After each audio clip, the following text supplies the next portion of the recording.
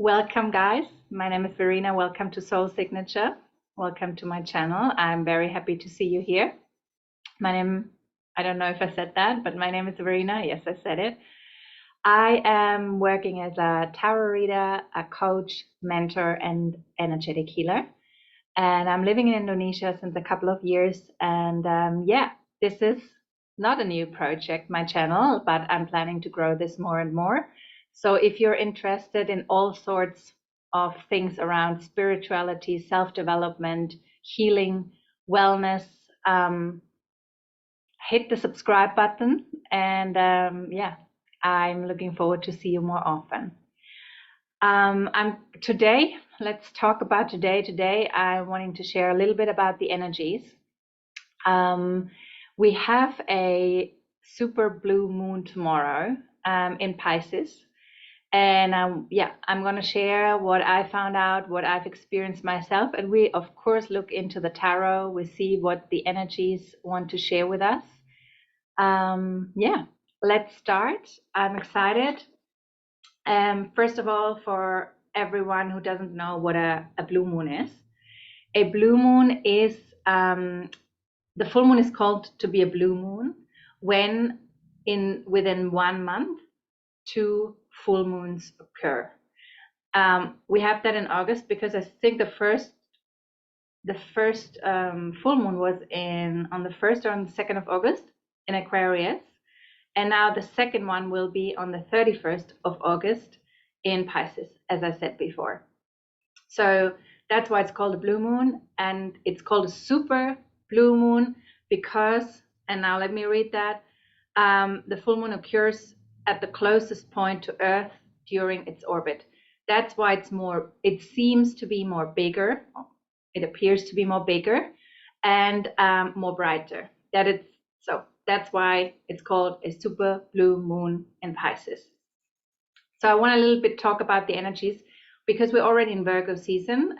Virgo and Pisces are very across of each other in the zodiac wheel, and they're very different in some aspects, where Virgo is very sort of interested in, or like both of them, I have to say, are very much about serving and helping. So that's what I found is really, really bringing both of these signs together. Virgo is a little bit more earthly, more grounded, orderly, analytical, whereas Pisces is more sort of dreamy, lofty, connecting to a little bit more of like delusional, connecting more to the subconscious. Virgo is very much, how would you say, how do you say that in English? In German, we say nüchtern, which is sober in English, but she's more logic, more listening to, sorry if my dog barks in the background, but somebody walks past. Lily, stop. More listening to her analytical mind, more logic. Whereas Pisces is sort of the opposite. Yeah, it's like listening to the intuition, being psychic, listening to the messages of dreams. And so in itself, these energies sort of are opposite of each other. And then what else did I wanted to say? Yeah, Pisces rules the 12th house, and I already described a little bit. So the 12th house is an energy which is more secluded. It's more like, you can imagine, I always think about, if you find an archetype for it, prisons, monasteries, if you meditate alone in the woods, that's sort of 12th house energy. And that's where Pisces rules the 12th house. Then Pisces energies, and in itself, I already described a little bit, it also rules or sort of connects to our inner child. As I said, subconscious stuff, body parts, it rules the feet, our roots in a way, that part which is connected to the earth. And and then during this super full moon, super blue full moon. The moon also conjunct with Saturn, which is not, as we would say, a very similar energy to Pisces or to the moon itself. The moon, as well as Pisces, which is ruled by Neptune, are more dreamy, more like they're both water signs. They're both very feminine in its expression, where Saturn is like, I always see Saturn, the embodiment of the strict father, an authority figure, someone who lives by the rules, someone who has many, how do you say, borders, boundaries.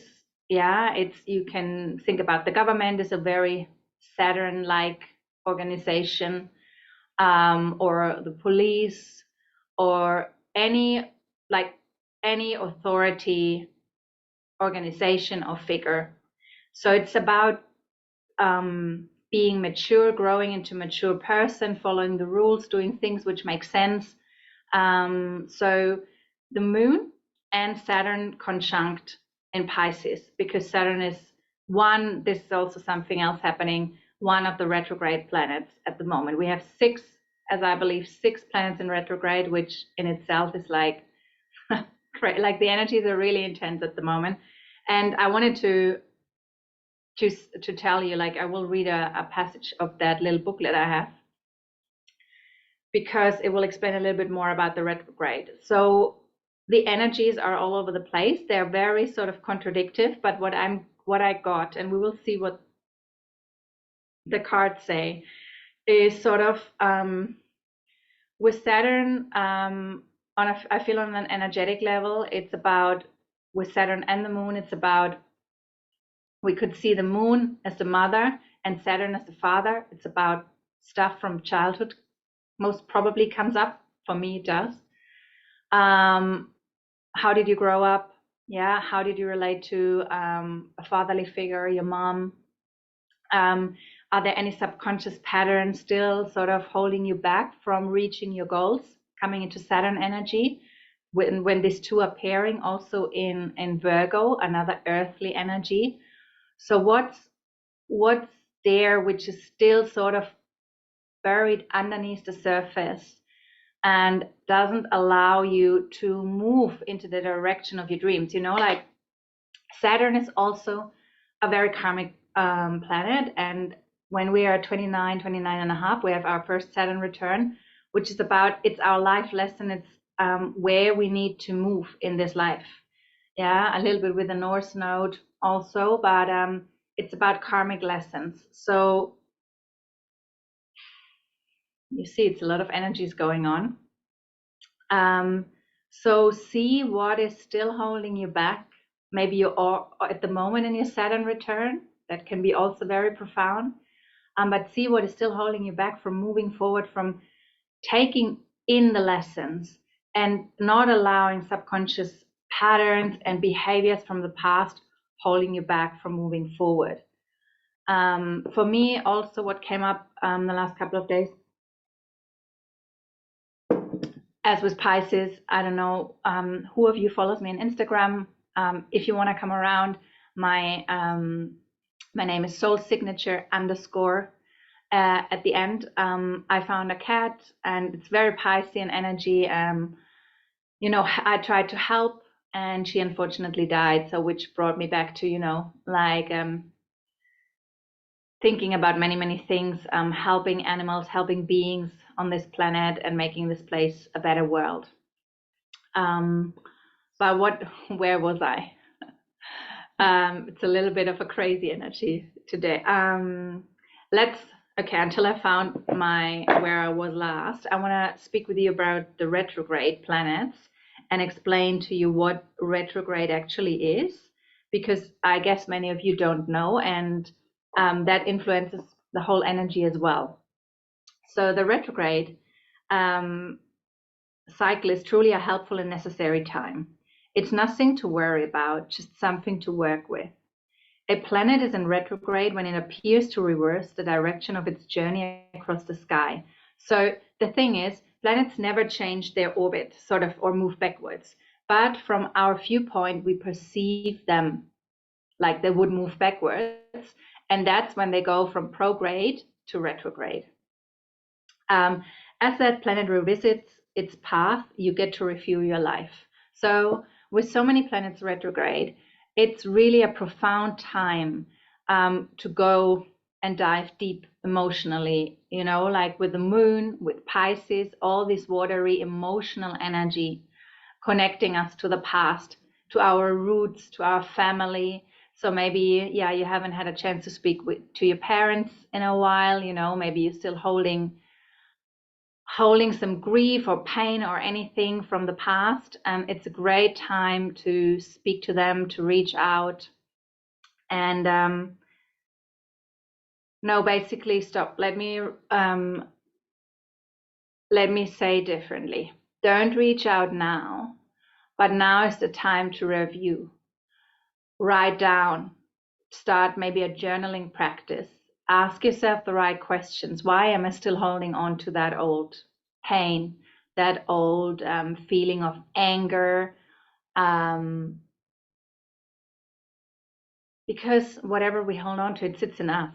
The other person obviously is influenced energetically as well, but mostly we are influenced by anything we're holding on to. So sitting down and really getting honest and truthful with ourselves, writing down stuff, exploring why this is still such a big trigger and causes such big pain is the right place right now. And then once, especially Mercury and Venus, because Venus is also about relationships and harmony in relationships. Once these two come out of retrograde, I'd go for a communication, for a get together if you feel it. So stop the normal patterns of your life and take a break. The roots of these issues are found in the past. Reconsider, repair, revise, repair, and edit. Dig in a drawer to find an old idea to bring forth and rework it. Reconnect with old friends and previous contacts. Address some unfinished personal business. Look again and find lost items and missing information. A delay may be a saving grace in this situation, so check equipment, read the fine print, and make sure that everyone is on the same page and it is safe to move forward. This is an opportunity for a do-over. You don't need to get stuck in the past. If an old problem rears its head, rather than re-inscribing dysfunctional patterns, take a different approach. Before you re-engage an old relationship and inventory your heart, consider what needs to be different this time and make it work. Broach new territory together. If you feel called, put regular work aside and attend to side agenda, a sole important short-term project that urgently needs every bit of wisdom you've garnered. Let me take a sip. It's a profound time for looking inside. As we have so many planets in retrograde, meaning their energy is sort of in the shadow, meaning the shadow is always inside, down, subconsciously, past. So it's a great time really to reflect on anything that has caused you a lot of pain in the past and has held you back from moving forward, from really expressing yourself, shining your light, growing into the person or being the person you came here to be. Yeah. And yeah, with the moon, with this super blue moon supporting all of this, you can do ritual work. It's always great with Pisces, like take out paper, write down, journal, burn what you want to let go of after you've released everything, and say thank you. Maybe you can forgive already in the process, but allowing things to let go, or even if you cannot even allow to let go, but to just sit with it, feel the feelings, feel how it feels in the body, to think about the incident, to think about that person, and just observe your body, observe the sensations within your body. And yeah, just hold yourself in that moment. So already talked a lot, but I felt it's really, really important and to speak about these things before we head into the tarot, because really the energies, I cannot tell you, like the last week was so intense for me. It was my birthday, but even on my birthday, emotions were flowing. I'm also doing a, I will say it most probably wrong, Ho'oponopono ritual every day to really release and forgive whichever bits are not yet fully forgiven. And so, yeah, a lot of emotions are in the space.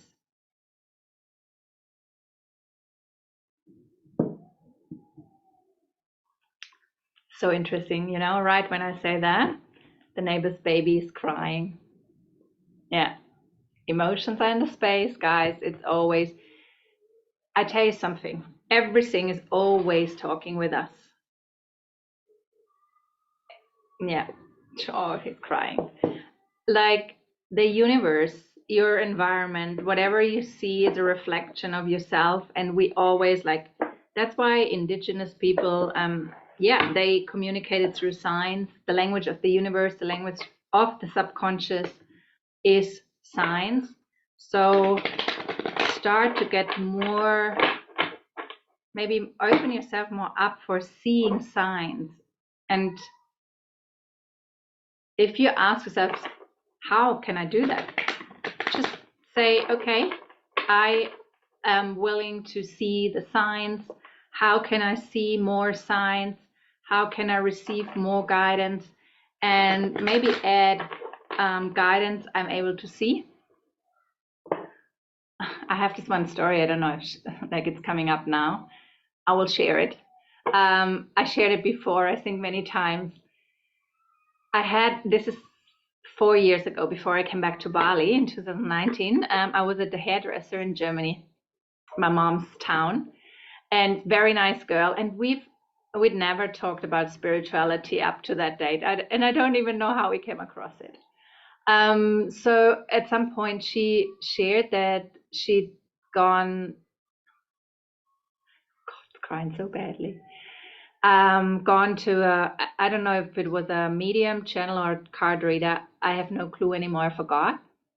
But she shared with me that this person had told her that she is from Atlantis. And,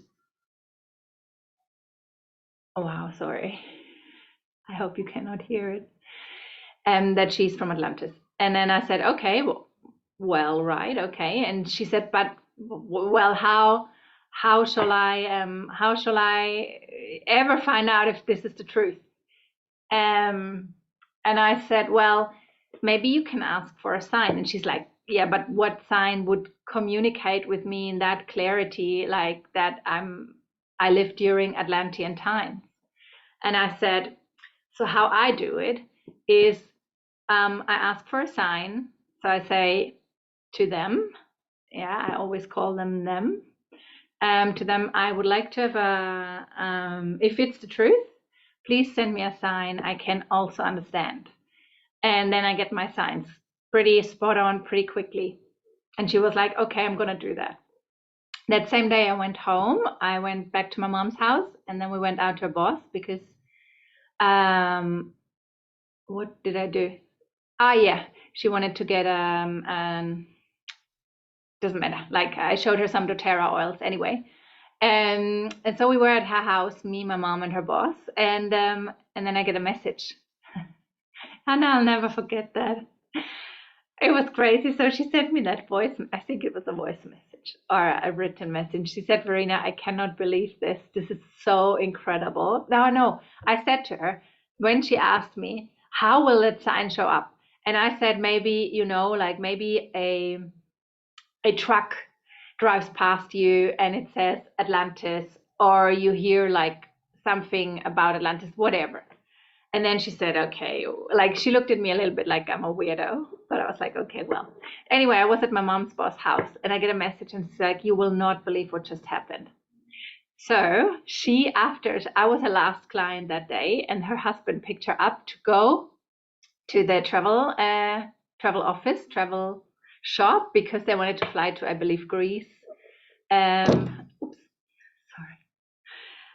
They wanted to fly to Greece, so they arrived there, and then this lady, like, she sits on a computer. That friend, that hairdresser of mine, and her husband sits on the other side, and she's like researching, typing it. She's asking how many stars, whatever, how long you want to stay, in which area, and they answer everything. And then she's like, oh my God, I have this beautiful hotel. It's one of the best ones we have, and I'm sure you'll love it. And she turns over and she says, it's called Atlantis.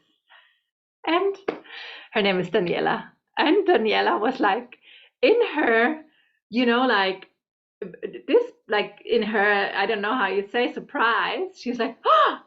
And the lady looked over, she's like, are you okay, is everything all right with you? And her husband looked over to her and he's like, are you all right? And she's like, yeah, I'm all right. Of course she couldn't tell the story, and she's like, yeah, like, we're gonna book that, like, show us everything, but we're gonna book that. And obviously that's how she then shared with me what had happened. And I said, now you have your sign. The signs always come, always. And I have so many stories that work like this. It's just, yeah. I tell you one more, and then we really go into the tarot. 2-3 years ago, 2020, I met a woman here in Bali. She's originally from Germany, but lives in the US since many, many years. And she was visiting her son here. He was traveling and he stayed in Bali for a couple of months. And we met and we got along so well. I met her son, and she went back to the US, and soon after her son followed. And it's a tragic story, but her son committed suicide, and she was devastated, as you can imagine. So we had many, many calls on the phone, and she asked me questions because he was very spiritual, and he had always told her that he's called back to, because he has an order to do, like, to fulfill, and he's called back for a bigger reason. So she didn't obviously understand, as a mother who just lost her child. She said she cannot comprehend what he said and what he shared in his last words. So I said to her, because she said, now I cannot reach him anymore, I want to talk to him. And I said, ask him to connect with you. Ask him to send a sign. And she's like, how would he send a sign? And I said, I don't know, but if you reach out to him and say you want to receive a sign, you will receive a sign. I know how it works. And then she said, okay, I'll do. And I don't know how many weeks later, she calls me and she was so excited because what happened, it's incredible. Like, she, and I mean, Irmi, I think, is in her 60s. Maybe her son was the same age as me, so I think she's in her 60s. And she went down that rabbit hole, started to explore spirituality and stuff like that. And then they booked themselves like they signed up for Gaia. It's like a spiritual Netflix, and started to watch that because she desperately wanted to understand what it is all about, like why he left. And she was searching for answers. And I think it's very, very normal when we lose someone very sudden, especially when they commit suicide. So the most incredible thing happened, and she found I think it was an interview about Pleiades, because that's where he felt very, very connected to, Pleiadians. I don't know if I say it correctly. So she started to watch that with her husband, and it was sort of recorded live. The woman was on stage talking in sort of a workshop setting, and so she was on screen, but at some point they sort of turned the camera around to see the audience. And guess who was sitting in the audience? Her son, when he was still alive. And she couldn't believe it. Like, she was like, oh my God, this is Adrian. And it was just, yeah, I mean, this is how we are guided to get the signs we need.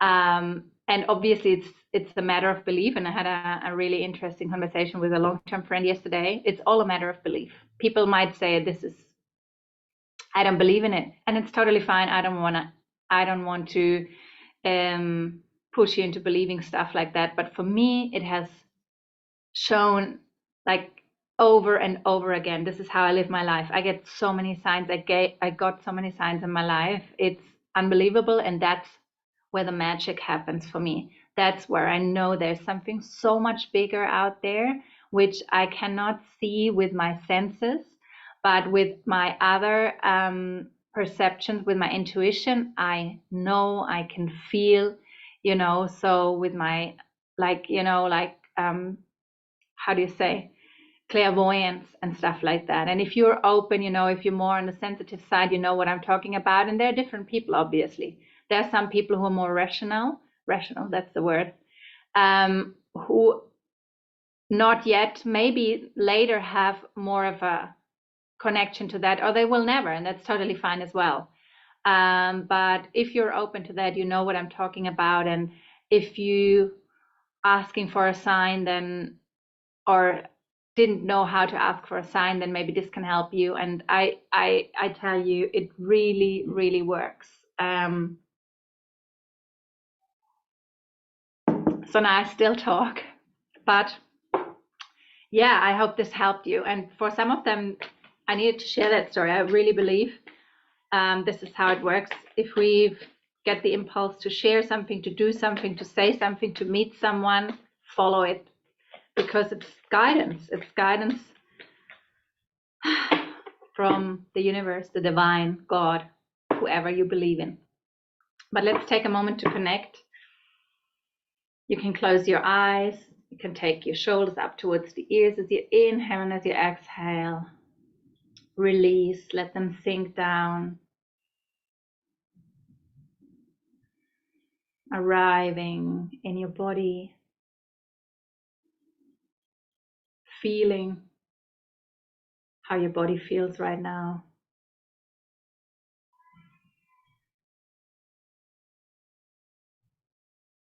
Bringing awareness into this moment in time.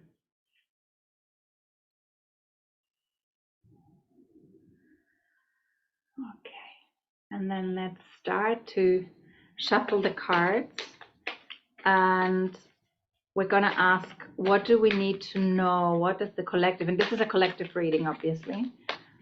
What do we need to know about the energies of this full moon? So the easy one jumped out. And I'm using the Psychic Tarot. I thought that's the perfect one for this super full moon. 3 cards, please. What do we need to know about this full moon in Pisces?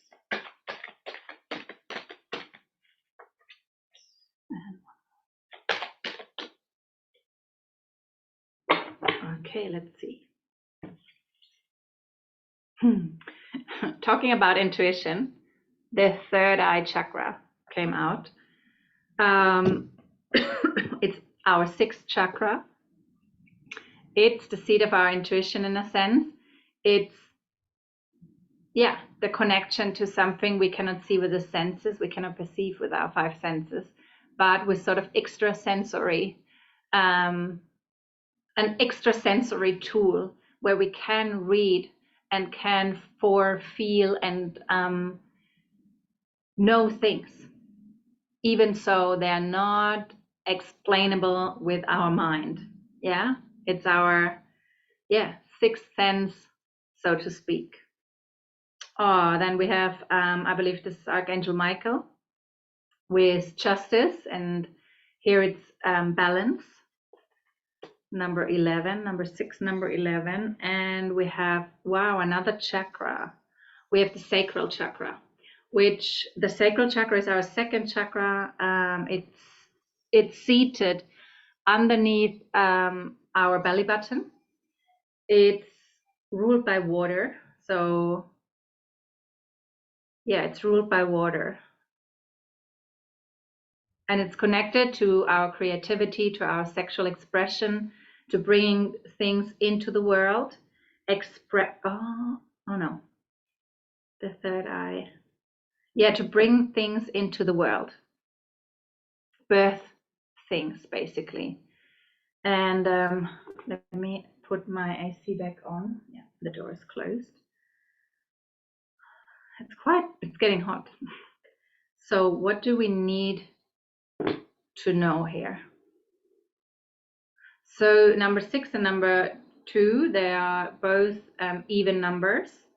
6 in traditional tarot in the major arcana is the Lovers.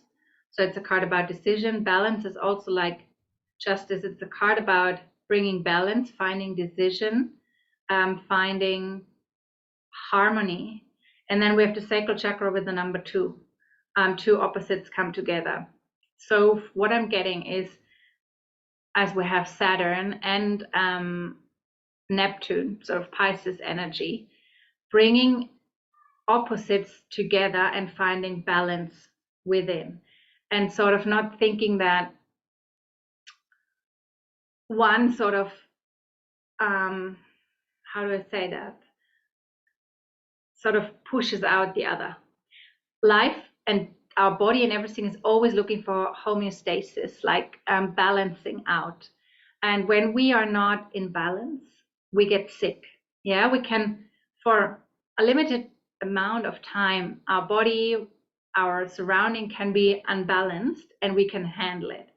But if it's continuously or staying like this over extended period of time, that's when we are coming out of balance, and that's when we get or tend to become more easily sick. We feel like not in harmony with ourselves, with our surrounding. So, and this is like the sacral chakra looks like the moon. I don't know what's happening today. Like, as you see, I'm a little bit like airy fairy today. So as I said, the moon is really, really influencing me as well. So I want to get some clarifiers with the Light Seers Oracle. So what do we need to know about the third eye chakra? Can I have a clarifier? What do we need to know?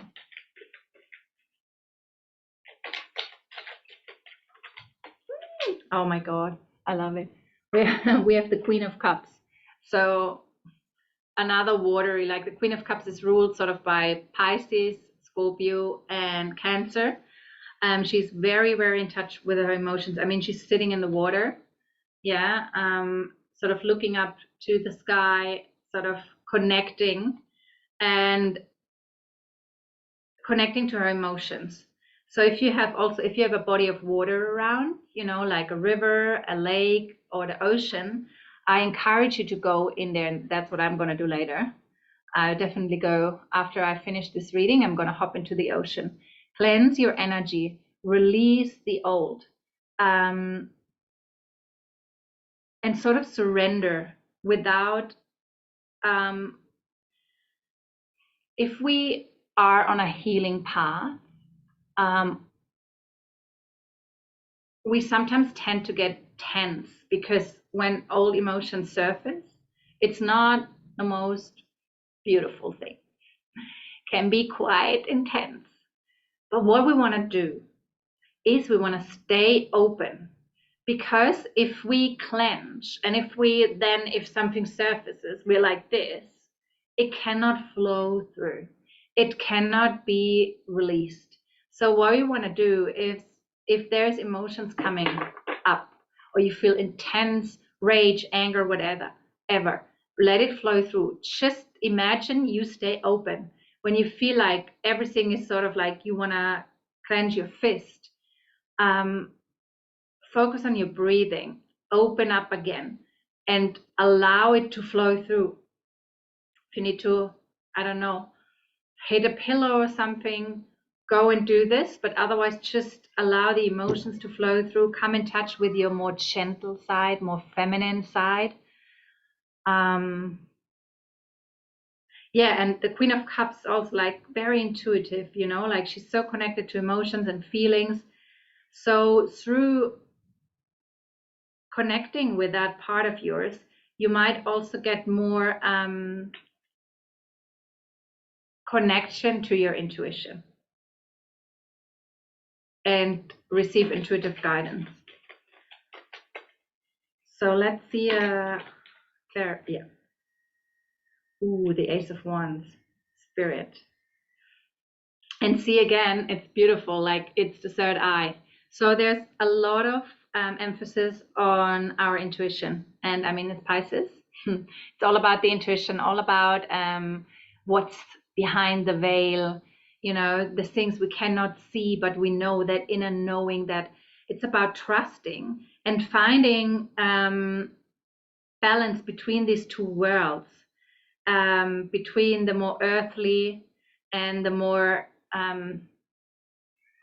non-earthly realm, and trust your intuition, trust your feelings, find balance within that. And let's see the third one. Still a little bit like vague, I feel. Wow. The sun is the third one. So the sun confirms the sacral chakra. So what I'm getting here as well is like the sacral is sort of what I'm connecting to the moon, to the energy of the moon. You know, it's ruled by water. It's where our reproductive organs sit.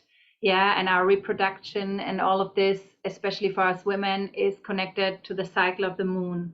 And now here the sun comes as a clarifier.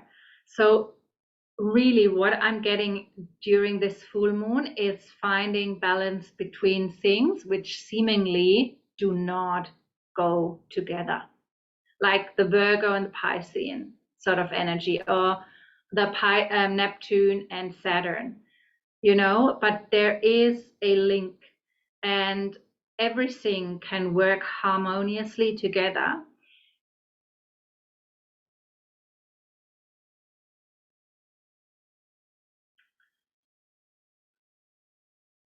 If we let the energy flow freely, if there's no restriction in the energy body. And it's really coming down to allowing emotions to surface, trusting your intuition. If you get sudden hints to go somewhere, to be with someone, to connect even with deceased ones in a way, like reaching out to them through meditation, trust it. Really, really trust it. There's a lot of, now with the Ace of Wands and the Sun, there's also fire energy, and fire is also a lot connected with spirit, with the Holy Spirit. So I feel it's such a potent energy this month to really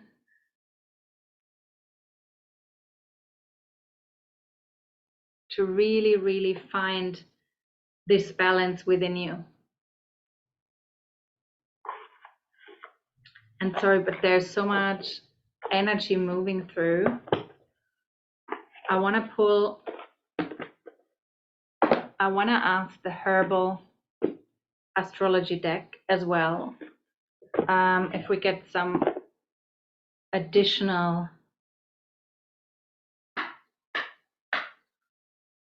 guidance here for this super blue moon. Yeah, already. Wisdom. Wow. Don't know if I showed you the cards. Actually, they show you the Ace of Wands and the Sun card. And this one, oh, the unicorn. It's Uranus and Mercury. It's rhodiola. Don't know if you can see, I hope so. Getting a little bit dark here, but no, I think yeah. So there's a unicorn on the card, as I already mentioned, and some mountains in the background. So some obstacles in the past. And I'm going to read this one as well. Rhodiola, 37.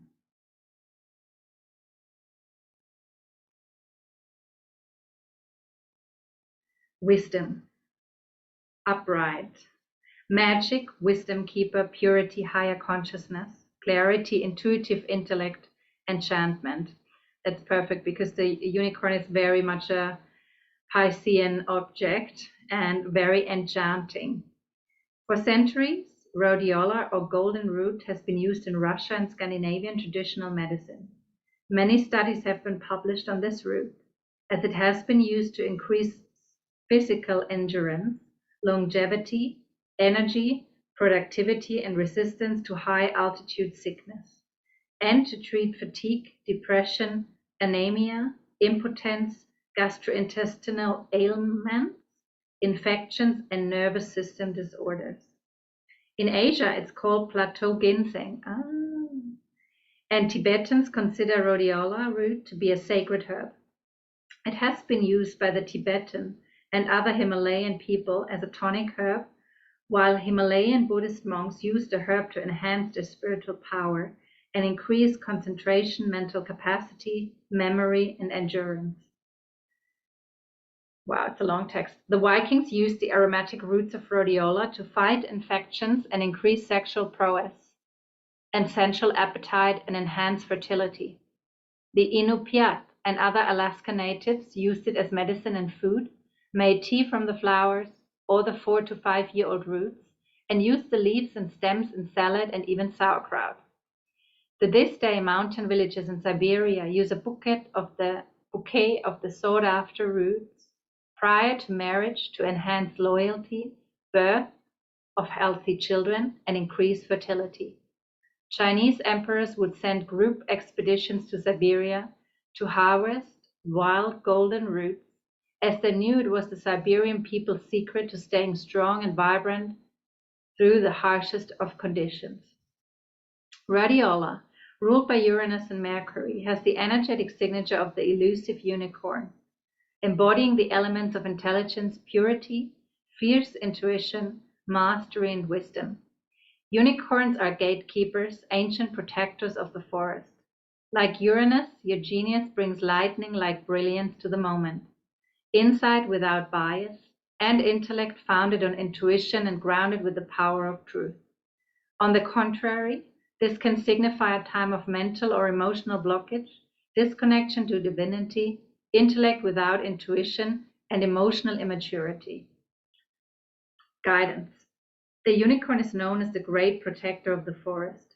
Like rhodiola, some unicorns are said to live near high mountains to this day, nourishing and protecting the wise and ancient forests left. Rhodiola is in your cards today to remind you that your intelligence embodied, intuitive, articulate, and knowledgeable. You exude mastery, wisdom, purity, authority, and wisdom. Double wisdom. Emotions do not cloud your judgment. Your actions are measured carefully and intuitively, as you contain ancient codes on the ways of heaven and earth.